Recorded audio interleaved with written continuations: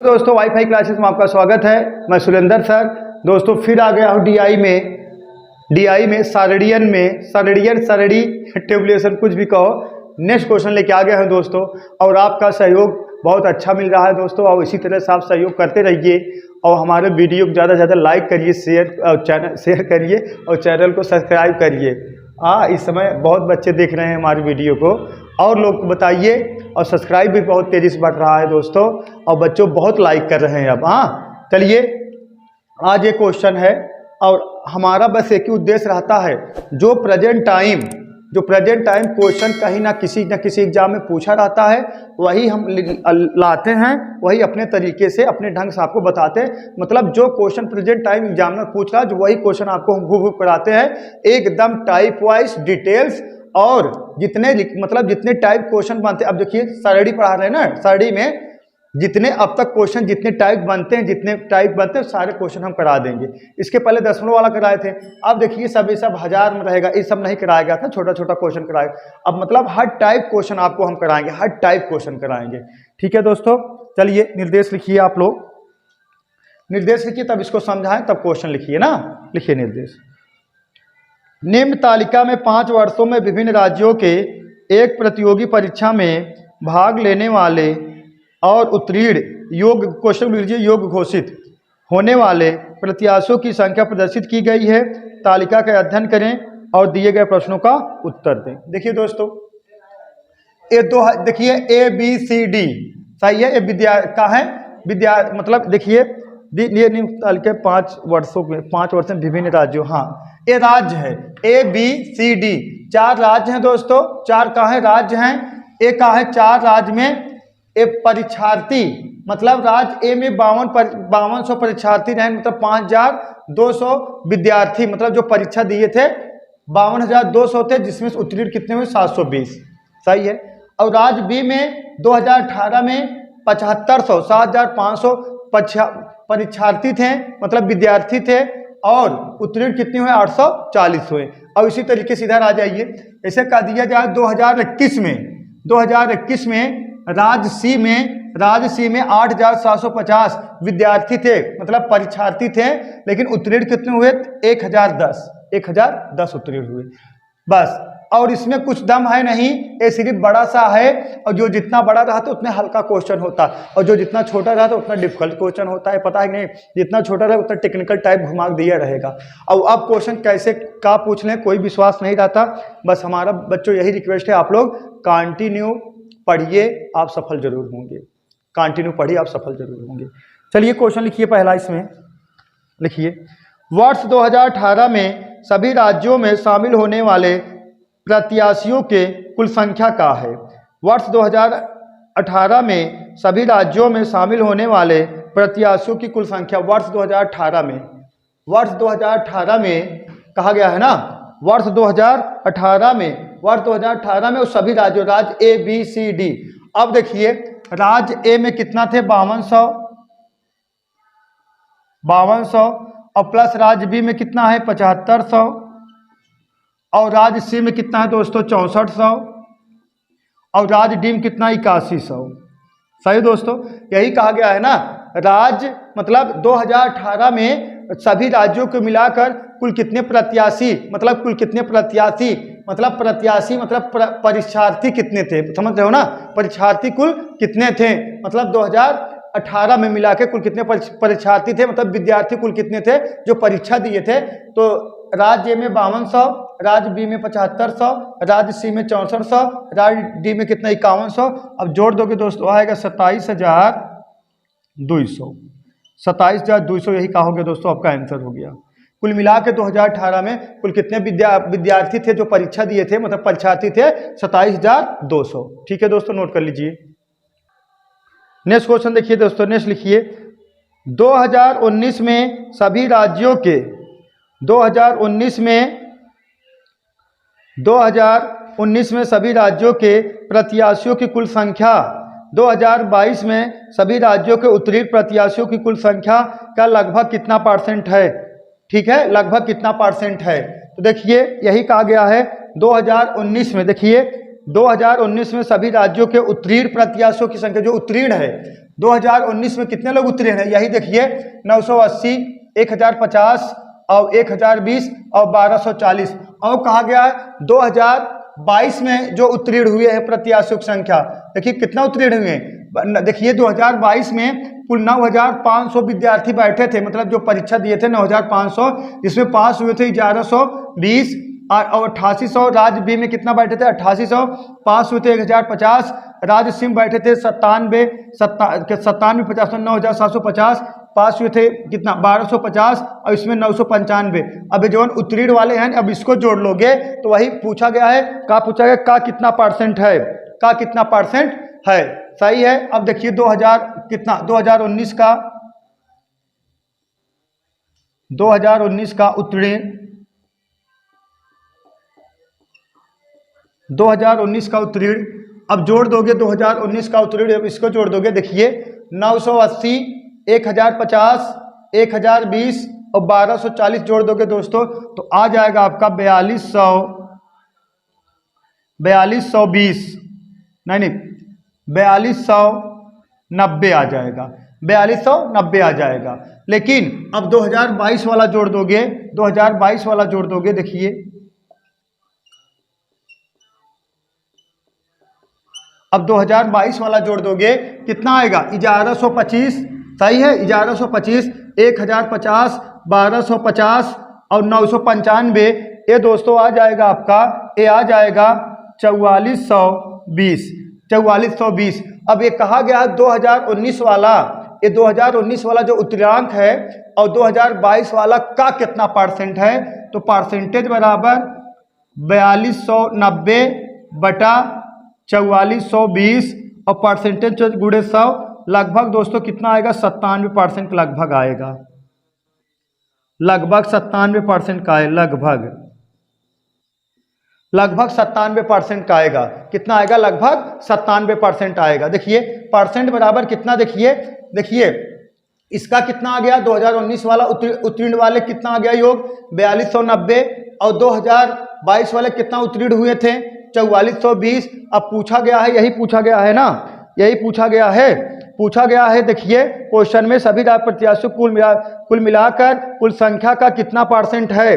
तो देखिए कुल संख्या का कितना परसेंट है, देखिए का कहा गया है ना, इसमें थोड़ा का वाला बात समझिए। देखिए आप लोग समझा दे रहे हैं, एक बार फिर समझ लीजिए। अगर देखिए ऐसे समझिएगा कि का है, पहले ऐसे डायरेक्ट समझिए।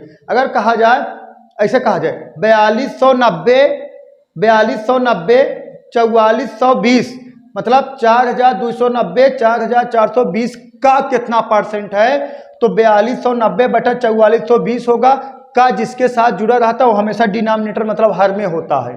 अब अगर पूछ लिया जाए, ऐसे कह दिया जाए 4420 4290 का कितना परसेंट है, तो का इसके साथ जुड़ेगा ना, तो 4420 बटा 4290 गुणे 100 हो जाएगा। अगर पूछा जाए कितना अधिक है, अधिक या कम, इसका अंतर निकाल लोगे दोस्तों, इसका अंतर निकाल लोगे। देखिए 4290 से 4420 अधिक है, इसका अंतर निकाल लोगे, जो अंतर आएगा, अंतर और अधिक पूछेगा तो अंतर बटा 4290 गुणे 100, और कम पूछेगा जो अंतर देखा 4420 है, जो कम पूछेगा इससे कम रहेगा तो अंतर बटा कितना 4420 गुणे 100।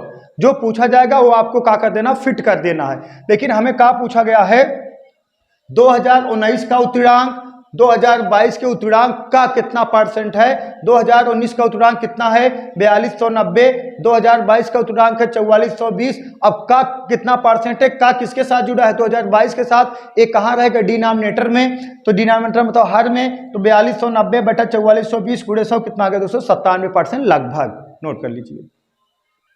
देखिए दोस्तों नेक्स्ट क्वेश्चन, ए और सी राज्य में वर्ष 2019 में उत्तीर्ण प्रत्याशियों की संख्या में कितना अंतर है। देखिए ए और सी राज्य में वर्ष 2019 में उत्तीर्ण प्रत्याशियों की संख्या में कितना अंतर है। वर्ष 2019 में किसमें, ए और सी में ना, ए और सी में अंतर पूछा है। अंतर मतलब बड़े में छोटा घटाना होता। देखिए ए और सी, और किसमें 2019 में ए कितना है 980 और 2080 में कितना है 1020, तो 1020 डिफरेंट कितना 980, सॉरी यहाँ 980 है। देखिए जैसे राज्य ए में 2019 में कितने उत्तीर्ण हुए थे? 980। और उसी तरीके से राज्य सी में 2019 में कितने उत्तीर्ण हुए हैं? 1020 ना दोस्तों, 1020। अंतर मतलब होता है का बड़े में से छोटे घटाना। तो बड़े में छोटे बड़ा कौन? 1020, ये अंतर का सिंबल है। तो अंतर कितना? 980 घटा दोगे 40 आ जाएगा। यही का हो गया अंतर, यही का हो गया दोस्तों आंसर हो गया। ठीक है, एक क्वेश्चन और नोट कर लीजिए, समाप्त हो जाएगा तब। एक क्वेश्चन और। चलिए दोस्तों नेक्स्ट क्वेश्चन देखिए। दिए गए वर्षों के दौरान डी राज्य में भाग लेने वाले प्रत्याशियों की औसत क्या है? दिए गए वर्षों के दौरान राज्य डी में भाग लेने वाले प्रत्याशियों की औसत संख्या क्या है? देखिए राज्य डी में ना 8100 मतलब 8100, 9500, 8700, 9700 और 8950, यही है राज्य डी में भाग लेने वाले प्रत्याशियों की कुल संख्या। तो हमसे क्या पूछा है?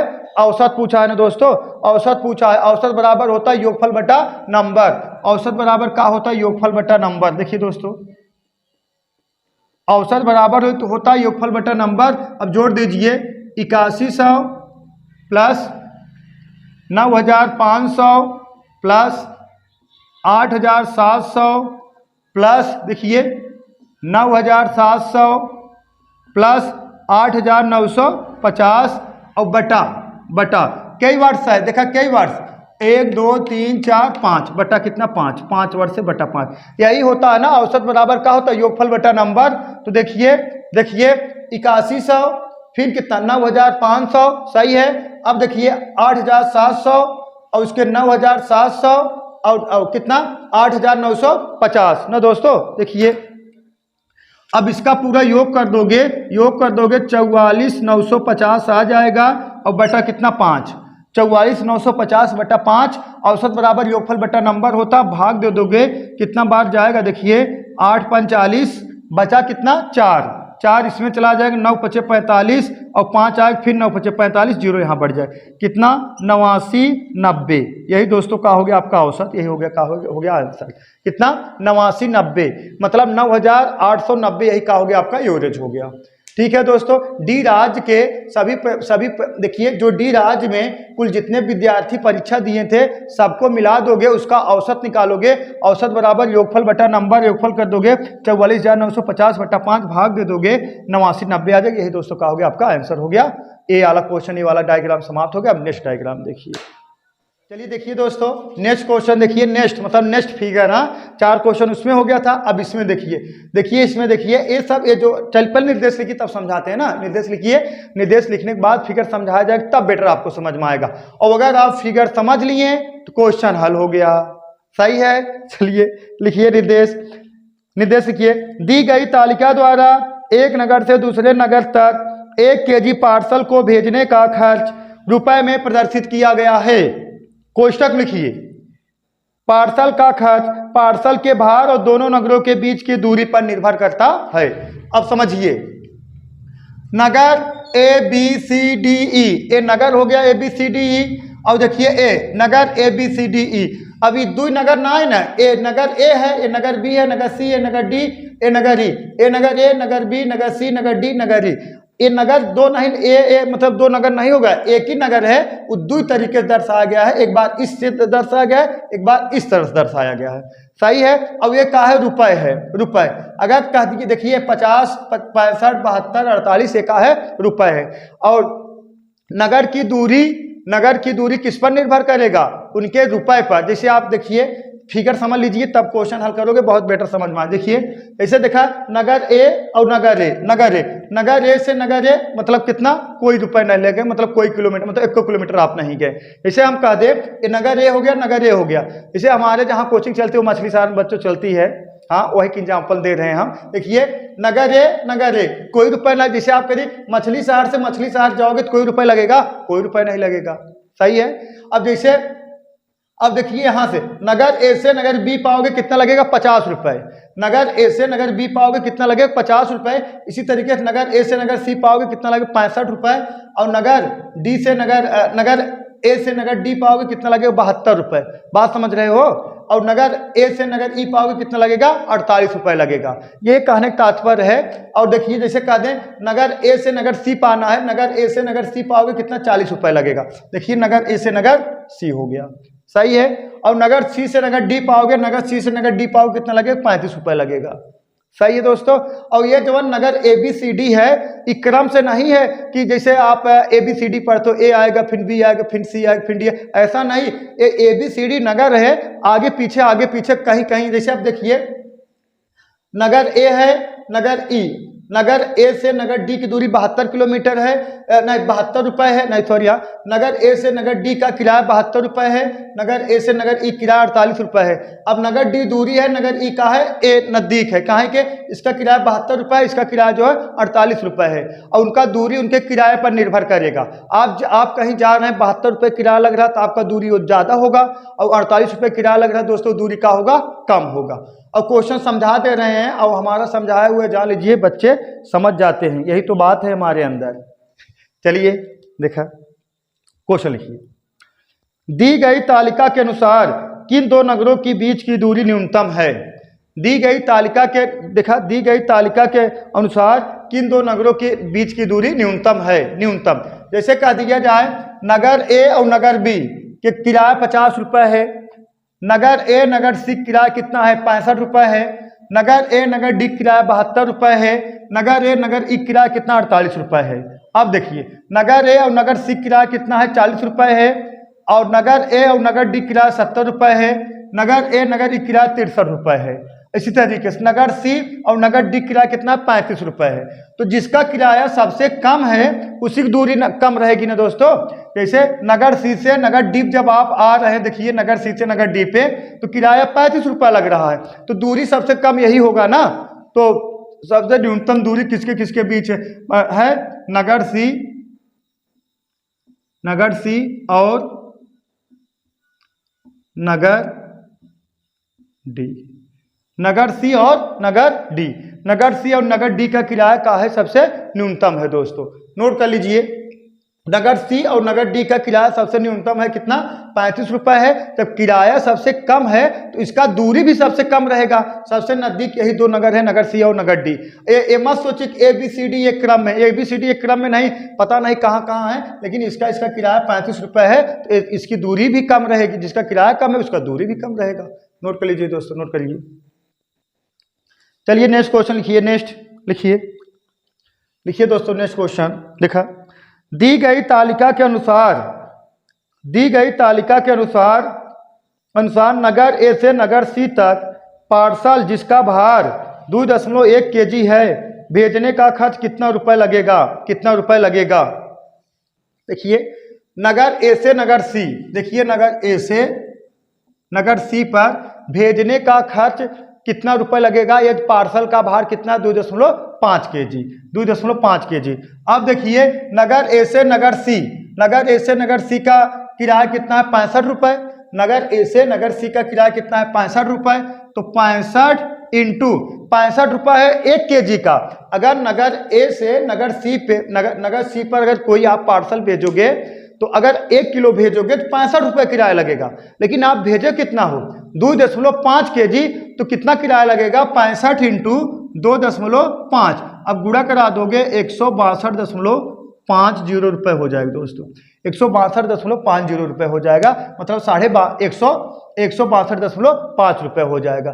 सहमत हो। जैसे नगर ए से नगर अगर सी पे आप कोई पार्सल भेजोगे, जैसे आप अगर कोई पार्सल, जैसे आप मछली शहर से जौनपुर जा रहे हो, मछली शहर से जौनपुर आपको कोई किसी को पार्सल भेजा है, अब बस वालों को देना है, आपको मछली शहर में देना है। अब बस वाला कहा है मछली शहर से जौनपुर जा रहे हो, पार्सल कोई भेजना है, अब बस वाला कहा कि 1 किलो पार्सल दोगे तो 65 रुपये हम लेंगे। ये मछली शहर हो गया और उसी का हो गया मान लीजिए जौनपुर हो गया। तो आपको सही है ना, ए देखिए ए से सी ना, ए हो गया जैसे आपका मछली शहर और सी हो गया जौनपुर। अब जैसे वो जो मछली शहर साहब जब दोगे पार्सल और 1 kg पार्सल दोगे तो 65 रुपये लगेगा ए से सी तक, मतलब मछली शहर से जौनपुर तक हम मान ले रहे हैं, एग्जाम्पल दे रहे हैं। ए से सी तक जाने के लिए 1 किलो का किराया 65 रुपये अगर है, तो अगर आप 2.5 किलो दे रहे हो, मतलब 2.5 2.5 किलो दे रहे हो, कितना किराया लगे 65 गुणे 2.5, 65 गुणे 2.5 कर दोगे कितना आ जाएगा 162.5 रुपये का लग जाएगा, किराया लग जाएगा। सही दोस्तों, नोट करिए फटाफट। चलिए दोस्तों नेक्स्ट क्वेश्चन देखिए, नेक्स्ट लिखिए, नगर सी से नगर बी तक 1 kg पार्सल भेजने का खर्च कितने रुपए होगा। नगर सी से नगर बी तक 1 kg पार्सल भेजने का खर्च क्या होगा। तो देखिए आप ऐसे कह सकते हो, नगर सी से नगर बी पे जाना है। सही दोस्तों, नगर सी से नगर बी पे जाना है तो बराबर क्या हो जाएगा, नगर बी से सी, बात एक ही हो गया। सही है बालक। अब देखिए नगर सी से नगर बी जावा, देखिए यहाँ खाली है, मतलब ऐसा लग रहा है 0 रुपए होगा, लेकिन नहीं, आपको नगर सी से चाहे नगर बी जाए कहा जाए, किराया उतना ही लगेगा जितना आप बी से सी पे आओगे, किराया उतना ही लगेगा। तो हम अगर इस तरफ नहीं मिल रहा है तो हम बी से सी की तरफ देखेंगे ना। देखिए बी से सी तक जाने के लिए किराया कितना लगेगा, 40 रुपए लगेगा। बी से सी तक किराया जाने के लिए कितना लगेगा दोस्तों, 40 रुपए। जैसे कह दिया जाए, बात समझिए, आप मछली शहर से जौनपुर जा रहे हो, आप मछली शहर से जौनपुर जा रहे हो, आपको किराया पता नहीं है, मछली शहर से जौनपुर के लिए किराया पता नहीं है, लेकिन तब तक एक भाई साहब आए, बोले कि जौनपुर से मछली शहर किराया कितना है, 40 रुपये है। तो जौनपुर से मछली शहर किराया अगर 40 रुपये है तो मछली शहर जौनपुर किराया 40 ही रुपये रहेगा ना, 50 थोड़ी हो जाएगा। उसी तरीके से सी से बी जाने के लिए आपको किराया पता नहीं है, सी से बी आओगे, लेकिन बी से सी आओगे तो आप किराया पता है, बी से सी आओगे तो आप किराया पता है 40 रुपया, तो बी से सी किराया 40 रुपया, सी से बी किराया 40 रुपये, दोनों का हो जाएगा, आपस में बराबर हो जाएगा। समझ में आया। ऐसे कह दिया जाए, फिर समझिए, ऐसे आपको पता नहीं है दोस्तों, ऐसे कह दिया जाए आप पता नहीं ना कि मछली शहर से जौनपुर तक किराया आपको पता है ही नहीं, लेकिन तब तक एक भाई साहब आए, कहे सुनिए जौनपुर से मछली शहर तक किराया, मतलब मछली शहर से जौनपुर आपको पता जौनपुर से किराया उधर से तो 40 है, जाहिर सी बात है जौनपुर से मछली किराया तो दूरी का 40 कर है, तो मछली शहर से जौनपुर किराया 40 रुपए है। समझ में है ना। तो वही सेम टू सेम है। सी से बी आप पता नहीं है, सी से बी आओगे पता नहीं, खाली है, लेकिन हमें बी से सी तो पता है 40 रुपए है, तो बी से सी ये पता नहीं, लेकिन बी से सी तो हमें पता है, सी से बी नहीं पता, लेकिन बी से सी तो पता है 40 रुपये किराया लगेगा। चाहे आप उधर से आइए, चाहे जैसे यहाँ से यहाँ दूरी तय करना है, हाँ आप इधर से इधर, जैसे इधर से इधर आ रहे हो, आपको पता नहीं है कितना रुपए लगेगा, लेकिन इधर से इधर जाओगे आप पता है 40 रुपए लगेगा, तो अगर यहाँ से पहुँचने में यहाँ 40 रुपए लग रहा तो इसका भी तो 40 ही रुपए लगेगा। ठीक है दोस्तों, नोट कर लीजिए, नोट करिए फटाफट। और देखिए रुक जाइए, अगर एक देखिए और क्वेश्चन और बन जाए, जैसे ऐसे कह दिया जाए, अगर कह दिया जाए डी से सी पे जाने के लिए किराया कितना लगेगा, यहाँ पे ये भी देख लीजिए। इसे कह दिया जाए डी से सी पे जाने के लिए किराया कितना लगेगा, तो डी से सी पे जाने के लिए किराया कितना, डी सी बराबर सी डी, बालक सही है ना। डी से सी पे जाने के लिए किराया कितना लगेगा, डी सी बराबर सी डी। अब देखिए डी से सी वाला खाली है, लेकिन हम कहें डी सी बराबर सी डी, तो सी से यार डी पे जाने के लिए कितना लगेगा, 35 रुपए लगेगा। सही है ना। अरे डी सी से डी पे आने के लिए इसका कितना लग जाएगा, 35 रुपए लग जाएगा। सहमत हो, सहमत हो नहीं। चलिए नोट कर लीजिए दोस्तों, नोट कर लीजिए फटाफट। चलिए दोस्तों नेक्स्ट क्वेश्चन देखिए। नेक्स्ट मतलब देखिए चौथा क्वेश्चन है ये, चौथा वैसे पहला लिख लीजिए, कहाँ पहला दूसरा क्वेश्चन दोनों जोड़ बनेगा, चौथा में पहला क्वेश्चन लिख लीजिए। चलिए लिखिए क्वेश्चन, लिखिए यदि 1 kg पार्सल को नगर सी, यदि 1 kg पार्सल को नगर ए से नगर डी भेजना हो तो कुल कितने रुपए खर्च होगा, जबकि पार्सल नगर सी होते हुए जाए। समझ रहे हो। देखिए यदि 1 kg पार्सल को नगर ए से नगर डी भेजना हो तो कुल कितने रुपए खर्च होगा, जबकि पार्सल नगर सी होते हुए जाए।